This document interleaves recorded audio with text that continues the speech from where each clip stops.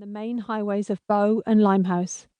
But then, without warning or explanation, we turned off the A11 at Mornington Grove and headed towards some of the unlit side streets. I was curious, but didn't dare ask what the area driver had in mind. A few minutes later, he stopped the car under the railway bridge in Eleanor Street.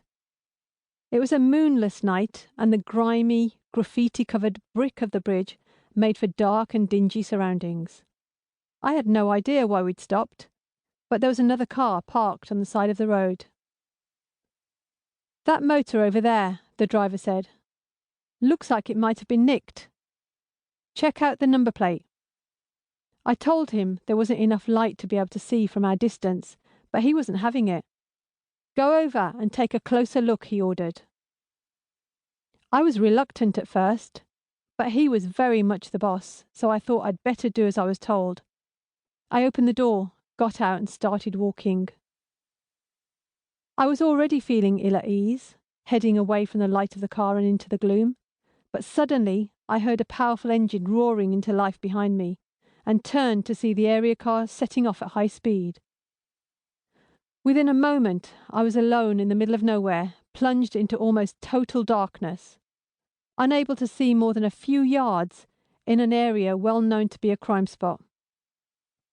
Just a few yards further along was a site designated for the travelling community, many of whom at that time lived as much outside the law as within it.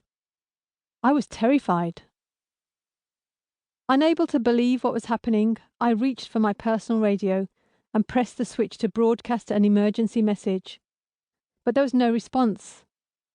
Now my concern was rising fast, so I tried again. Nothing. But as I looked around, it became clear that the bridge overhead was obliterating any chance of a signal. I was checking my bearings to determine which direction I should walk in when I heard footsteps approaching from out of the darkness. Within a few seconds, I could see two men coming towards me from the direction of the traveller's site. Both were smiling, but their smiles didn't look friendly. "Hey, are you on the game?" said one, laughing. I was, of course, in full police uniform, so the question was hardly a serious one. "How much will it cost us?" asked the other.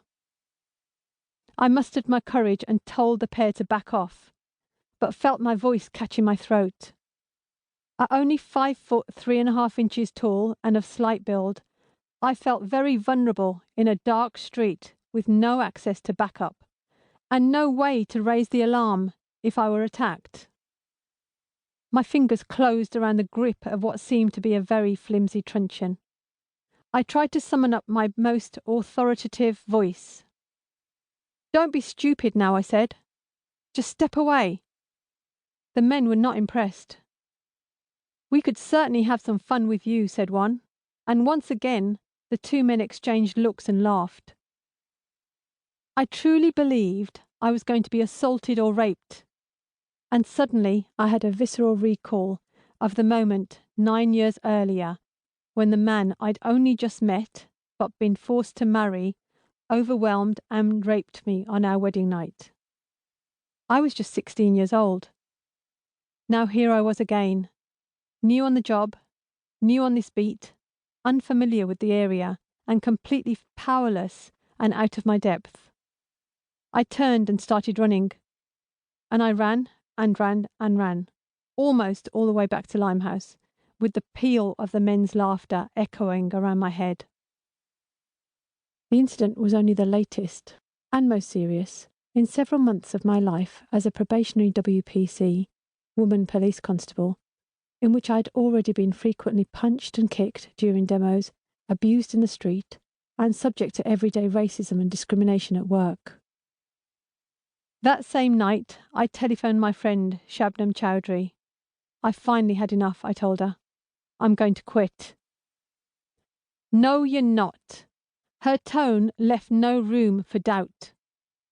Then Shab reminded me of the agreement we'd made just a few months earlier as new recruits training at Hendon. "Don't let the bastards grind you down." Next morning, still feeling shaken.